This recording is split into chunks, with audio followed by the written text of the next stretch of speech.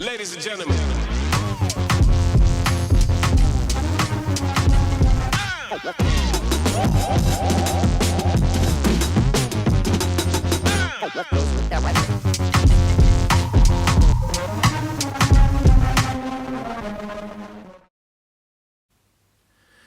If you have not seen Jamf Teacher before, it's a great tool for both supporting teachers with a little less confidence in the classroom to make sure devices are being used for their intended purpose, but also a great tool for curriculum planners or teachers in general to just think a little bit differently about how they're getting the most out of Apple devices when they're in the hands of students, and to maintain some of that classroom management that every classroom is going to need, especially when it comes to the role of technology.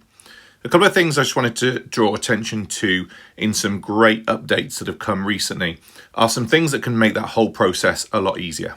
Now, if I just join a normal class, you'll see that I have the ability to allow websites, allow apps, and change restrictions on individual students, groups of students, or every single student. But what I wanted to focus on specifically in this video is how you can use this for curriculum development to support how that curriculum is being rolled out across the school. And that's going to take place probably more in lesson templates.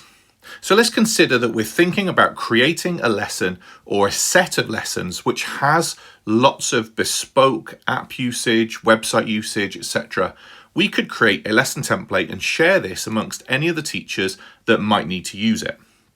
Simply go into create lesson template, call it, so whatever you're going to call your lesson, we'll just say this is going to be a science focus.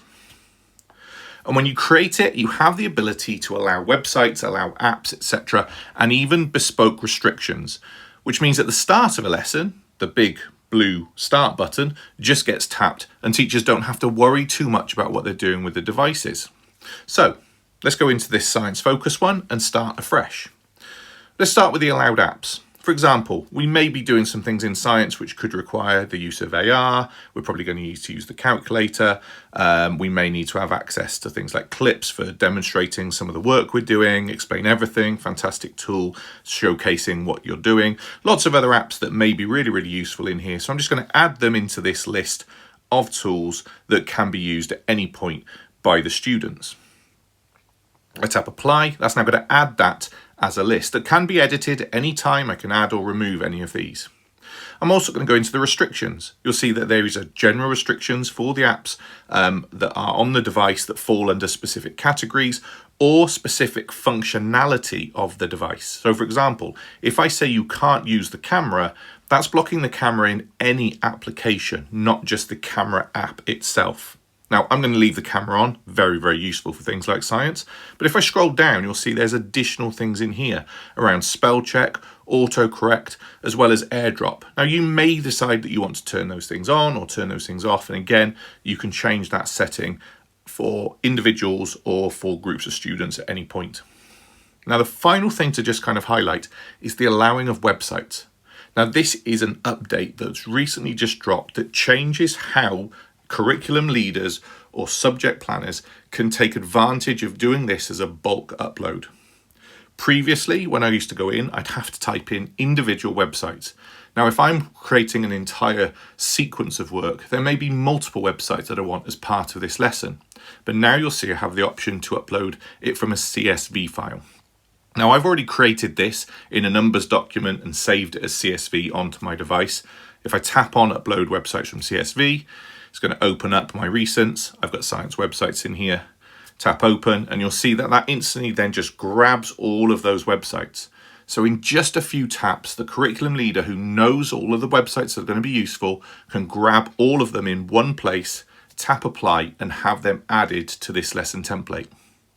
Now the next bit is where you get to share it out. I can just simply tap share, choose who I want to share that to, whether I'm going to airdrop it or place it in a central location for anybody to download, and they're going to have it on their device. When it's on their device, you'll see there's the option to rename, to share it themselves or duplicate any of those things, or they can add or remove any of those websites to make it bespoke to their classes. These are just simple tools that really take that focus of IT away from being IT and focusing it more on being a curriculum tool to support how teachers use these tools in their own classrooms. Now be sure to keep an eye on updates to Jamf Teacher. It's always being updated with lots of great focused uses for how technology can enhance learning for students.